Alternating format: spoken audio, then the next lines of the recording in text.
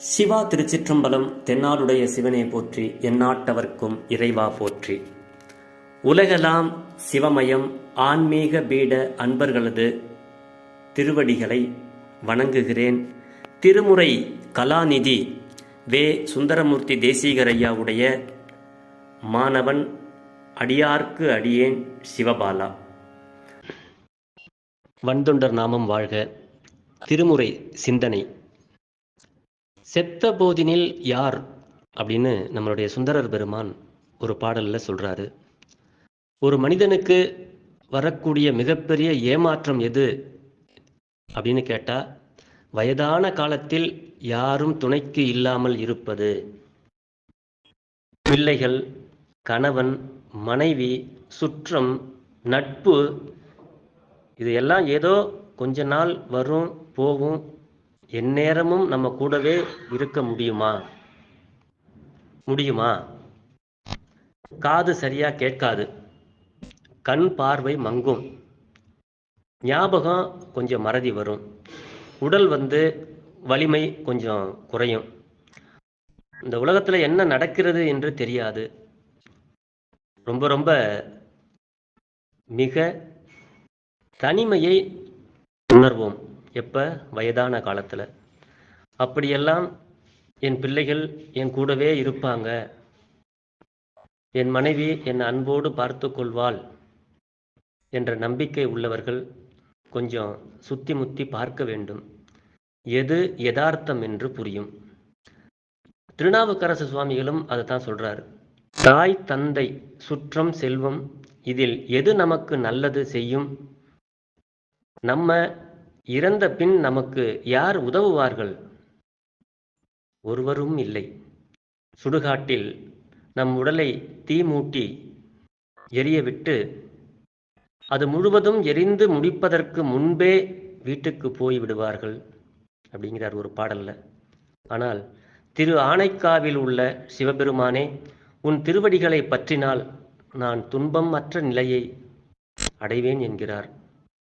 அந்த பாடல்தான், எத்தாயார் எத்தந்தை எச்சுற்றத்தார் எம்மாடு சும்மாடாம் ஏவார் நல்லவர் செத்தால் வந்து உதவுவார் ஒருவாரில்லை சிறு விறகால் தீமூட்டிச் செல்லா நிற்பர் சித்தாய வேடத்தாய் நீடு புன்னி திரு ஆனைக்காவுடைய செல்வா என்றான். அத்தாவுன் பொற்பாதம் அடைய பெற்றால் அல்லலங்கண்டு கொண்டடியேன் என் செய்கேன், அல்லலங்கு கண்டு கொடியேன் என் செய்வேன் அப்படிங்கிறார். என்ன சொல்றாரு அப்படிங்கிறத, உடல் முழுசும் எரியும் வரைக்கும் கூட நம்ம கூட யாரும் இருக்க மாட்டார்கள். அவரவர் வேலையை பார்க்க போய் விடுவார்கள். எப்ப பாடி எடுப்பாங்க, எனக்கு அந்த வேலை இருக்கு, எனக்கு இந்த வேலை இருக்கு அப்படின்னு சொல்லிக்கிட்டே இருப்பாங்க. எடுத்தாச்சா, ஓகே, சொல்லாமல் அவங்கவுங்க போய்கிட்டே இருப்பாங்க அவங்க வேலைக்கு. அவ்வளவுதான்.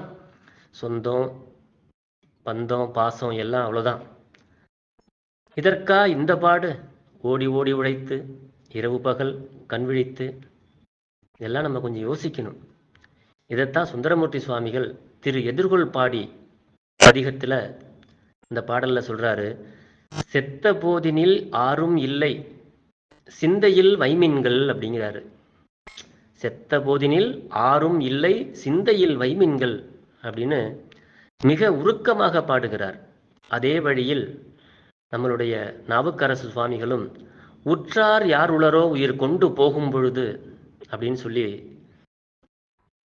ரொம்ப நெக்குருக பாடுவதை நம்ம திருமுறைகளில் பார்க்குறோம். ஆக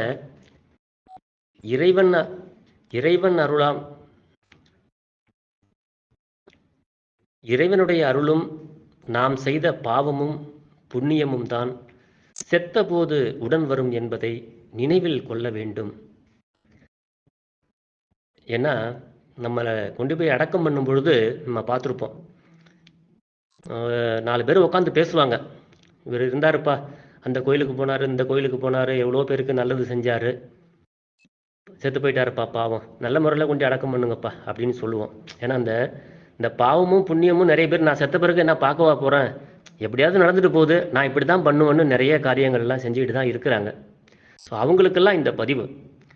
அது ஏன்னா நம்ம அருளாளர்கள் நமக்கு சொல்கிறாங்க, இறைவன் அருளும் நம்ம சிவபெருமானுடைய அருளும் நம்ம செய்த அந்த பாவமும் புண்ணியமும் தான் நம்ம செத்த போது உடன் வரும் என்பதை நினைவில் கொள்ள வேண்டும். சிவ சிவ வன்தொண்டர் நாமம் வாழ்க.